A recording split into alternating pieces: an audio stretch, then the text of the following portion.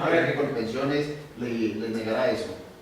Si pasa, hablando de lo que hay ahora, si pasa 1800 semanas, la norma sí es clara en que esa plata pasa, ese aporte de más pasa al fondo común del régimen de prima media, es decir, pasa al fondo común de Colpensiones. En el caso nuestro de ferrocarriles, que no nos cobija, tenemos un régimen diferente a lo de prima media. Ahí es donde Juan me pregunta si esa plata tiene el derecho, ¿no? La persona porque la cotizó y tiene el derecho a la pensión sanción por otro lado. Entonces, Colpensiones la que interpreta que como ya está pensionado, entonces no tiene derecho en esa plata, sirve para financiar la pensión, pero no se ha tenido en cuenta en la resolución, ¿no?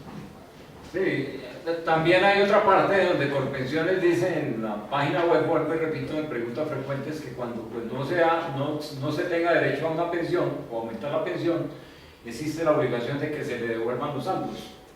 Es decir, lo que se aportó de más se le devuelva, siempre y cuando no sea el caso general de que aporte más de 1800 semanas.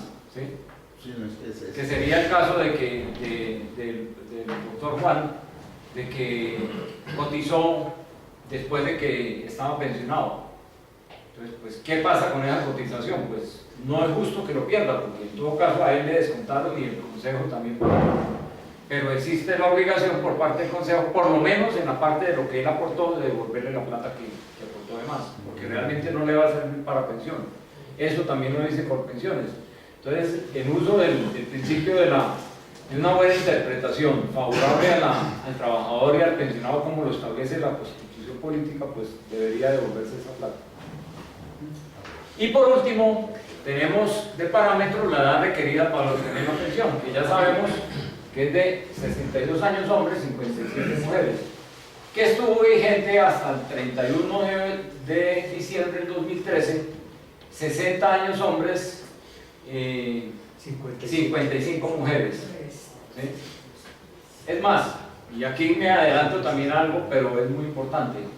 La norma dice, el acto legislativo número 1 del 2005 dice lo siguiente: independientemente del momento en que se solicite la pensión, se debe aplicar en la norma que estaba vigente, a que tenía derecho la persona cuando cumplió con los requisitos de pensión. ¿Qué quiere decir eso? Que si la persona se pensiona en el año 2016, está pidiendo la pensión, pero el 27 de diciembre del año 2013, para no pegarnos al 31 de diciembre, cumplió los 60 años y es hombre, y cumplió en ese momento, se pedían 1250 semanas, con el requisito de los 60 años y las 1250 semanas, tiene derecho a pensionarse, porque se tiene en cuenta la fecha en que cumplió los requisitos, no el momento en que se hace la solicitud. ¿Sí es claro? Y eso lo establece, lo vamos a ver textualmente, lo establece el acto legislativo número 1 del 2005.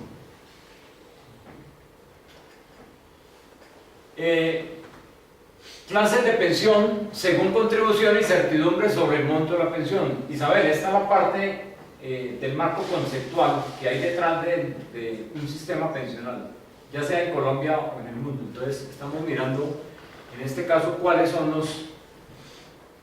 las clases de pensión según contribución y certidumbre sobre el monto de la pensión. Y en Colombia existen dos tipos: el del régimen de prima media, que es según la contribución, es contribución definida para ambos regímenes. ¿Por qué contribución definida? Porque la norma dice claramente, la ley 100 dice que si aportan 16%, ¿sí? La ley 100 y la ley 797 que la reformó, dice que se aporta el 16% sobre el salario para ambos regímenes.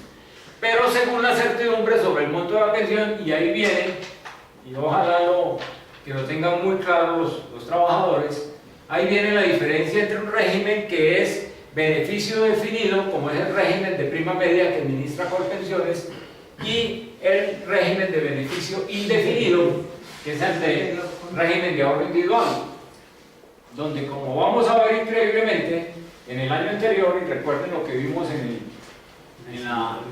el Congreso, increíblemente, mientras la inflación el año pasado fue del 6,77%, el rendimiento de los fondos privados fue del 3.7% o algo así, es decir, en términos reales, descontada la inflación, ni siquiera tuvimos un rendimiento real, por el contrario, el rendimiento real fue negativo.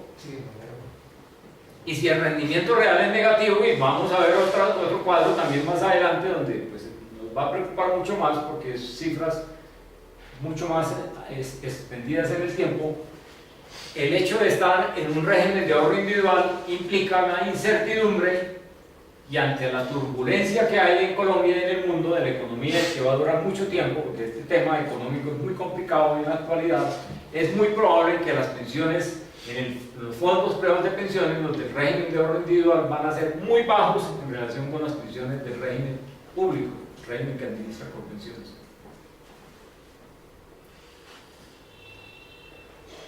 Este es un cuadro que se aplicó para desmontar el afán que tenía el ministro Rafael Pardo de meternos la reforma pensional en el año 2013, que nos dice cómo fue que se aplicó el famoso modelo que presentó el Centro de Pensamiento Político, Económico y Social de la Confederación Democrática de Pensionados, para decirle al gobierno que no era cierto lo que ellos están diciendo, de que se tenía que hacer reforma pensional, porque para los de salario mínimo el gobierno tenía que tener un subsidio, o entregarle un subsidio a los trabajadores de 84 millones de pesos, y que para los de 10 salarios mínimos se tenía que hacer un aporte, un subsidio a cargo del Estado a favor del pensionado de 428 millones de pesos.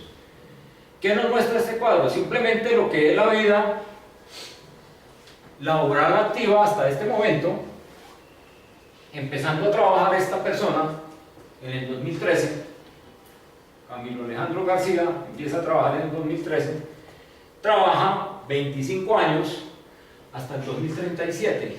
Mientras tanto, ¿qué hace?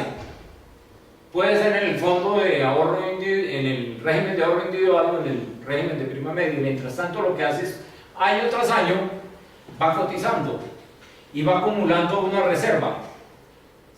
Esa reserva, mientras más cotizaciones se vaya dando acá, esta parte ascendente, va aumentando, ¿cierto? Y aparte de la contribución, se le va adicionando el rendimiento que tiene esta reserva, porque se supone que la entidad, la administradora que tiene esta reserva, invierte esos recursos, ya sea comprando TES, ya sea en la Bolsa de Valores de Colombia, ya sea en las bolsas de valores del mundo. Entonces esa reserva va a ir aumentando, y como aquí no se puede pensionar nadie, entonces hasta el año 2037 se va a conformar la reserva individual. Es decir, cada uno va a hacer el aporte hasta el año 2037.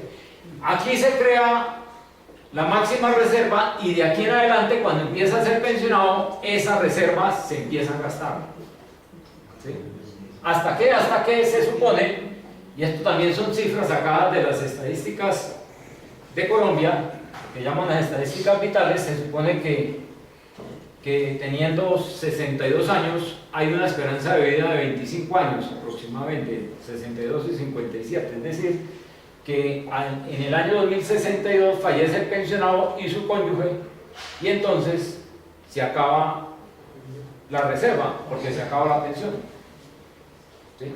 Entonces ese es el marco que nos representa qué es en realidad el sistema pensional que existe en Colombia o en cualquier país del mundo.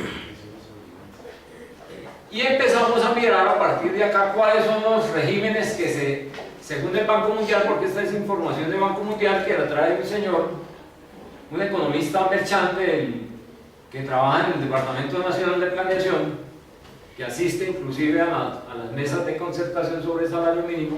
Él hizo un estudio sobre la parte conceptual de los sistemas pensionales en el mundo, y nos presenta el primer régimen, es el de reparto simple.